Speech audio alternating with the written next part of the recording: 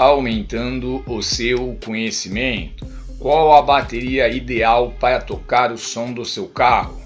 Tendo um modo de potência de 5.000 watts, dividimos por 20 e chegamos à conclusão que precisamos de uma bateria de 250 amperes-hora.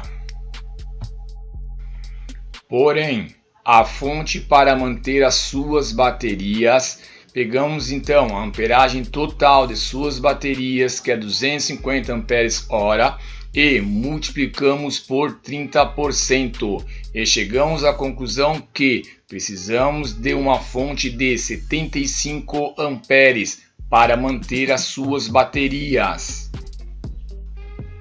Qual a fonte para carregar as suas baterias?